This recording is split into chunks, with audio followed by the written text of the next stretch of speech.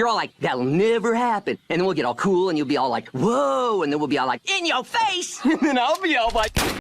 Hello everyone, I hope you're all having a good day so far. One of my most favorite video game genres just happens to be MMOs.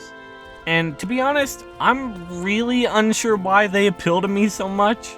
I'm usually pretty introverted in my personal life, and I don't really tend to socialize that much in games. But for some reason, MMOs still appeal to me. I don't know what it is about them, but I just find it so fun and immersive to be in a world filled with many other visible players. You know, a game being ran by real, breathing people. And fun reasons to actually get out and socialize in the gaming space is something that I have grown up liking so much. You know, I'm so used to communicating with people in first-person shooters, which, I mean, if you know anything about FPS games, you know the type of people you interact with. As I always mention in my videos, and I'm sure it's obvious by my voice, but I'm a pretty young adult, so it's hard for me to say I'm experienced in MMOs like somebody who was born in the 90s would be. On top of that, there's only a handful of MMOs I've really ever played. The first one I ever played as a kid was a now defunct kids MMO by the name of Toontown Online. It was a game run by Disney, and even though it started in 2002 and ended in 2014, I would say it's pretty obscure. Oh, and technically Roblox too, but I'm more of going for involved singular experiences rather than metaverses. God, just saying that word makes me feel a little gross inside. But I did eventually start playing other games like MapleStory 1 and 2, RuneScape, old school as well, because old school slaps, Final Fantasy XIV, New World, Guild Wars 2, Lost Ark, and more that I'm probably forgetting. Not all of them I was super invested in, only like a couple of those I had played a lot. And another thing is my love for MMOs have sort of exploded in the last few years. For most of my life I hadn't been playing them, which I find very funny and interesting if you know the history and complications the struggling genre is having in modern times. MMOs have long passed their original peak they had starting in the 2000s, and a lot of big name MMOs that still exist, like World of Warcraft as an example, are struggling in today's world of gaming. Now, I'd like to preface that I'm no expert on how these games are doing, how good or bad they are, and honestly, that's kind of besides the point. As without me even having to play them, it's a truth that MMOs have just been less popular. You know, the kids are playing Fortnite these days. Which leads me to ask, is there a bright future for this genre? There was a point of time when I honestly thought there wasn't much of a future to be had. However, now with Unreal Engine 5 coming out, as well as the short boost of MMO players that came from the pandemic, I think there's a large amount of added interest in the genre, and there's some examples already out there to even support this claim. What motivated me to want to talk about MMOs lately is actually in relation to the game I'm most excited for this year, Blue Protocol. Developed by Bandai Namco, Blue Protocol is set in like a very bright fantasy, maybe partially futuristic, but also medieval, God, I'm bad with genres, setting with a very noticeable anime-inspired art style. When it comes out in the States, hopefully sometime this year, it's said to be a free-to-play game. A lot of people have compared the game to Genshin Impact, and while there's definitely similarities for sure, Blue Protocol is designed as a MMO first rather than a pseudo single-player gacha game.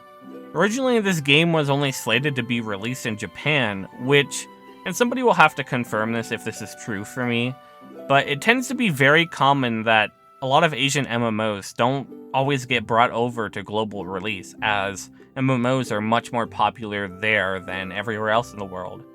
But yeah, this game was only going to launch in, I believe, Japan. However, during the pandemic, it became very clear to Bandai that they should actually release the game globally.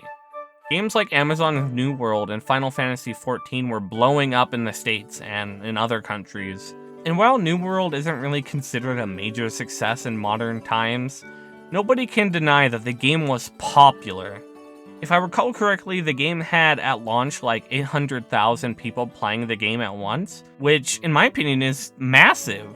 Final Fantasy, I believe, hit their peak subscription numbers around the same time too. And overall, the genre was just showing a massive amount of growth. So it's a no-brainer to want to release a game to a thriving and thirsty audience.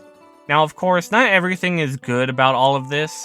For starters, the game is being brought over to the States by Amazon Game Studios, which have a notorious track record of being, well, shit.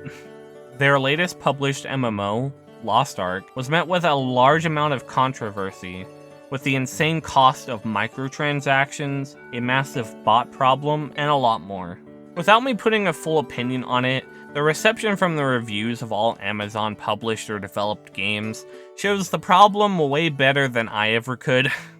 As for Blue Protocol, I don't think there's a lot of details on how the game's going to function per se, but one thing I do know is that Amazon said that they were going to censor the global release of the game to match a teen rating. My personal opinion is I do not like when games are censored, but it's not going to stop a game from being fun. It kind of just leads me, as well as others, to give a skeptical lens of the future.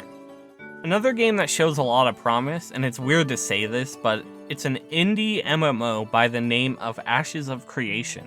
After, I believe, being crowdfunded for a large amount of money, Ashes of Creation has slowly started to show massive amounts of promise to those who have been playing MMO games for years. As the people behind the game are striving to make a game for MMO players by MMO players. The game is being made in the brand new and shiny Unreal Engine 5, and for being in the alpha stage of the game, it looks gorgeous. I don't know exactly if the game itself is going to appeal to me that much, but regardless, it has me excited to just try it out because of how good it looks and how much fun it might be. And I think that's what matters the most. I see a very interesting and fun future if these games come to fruition in a positive light. Oh, and I wasn't going to add this, but the highly anticipated Diablo 4 by Blizzard is apparently going to be like an MMO, so there's that to be excited for as well. However, I'd keep yourself skeptical of that one as, Blizzard's track record hasn't really been the greatest lately. So, is there a future to MMO games? Personally, I'd say yes for sure. The genre itself is obviously going through a tough period right now, and it's definitely not as popular as when WoW came out. And it's true that there's a lot of concerns over the business practices and companies making these games. However, I feel that there's a level of excitement for these games that haven't been shown this much in years.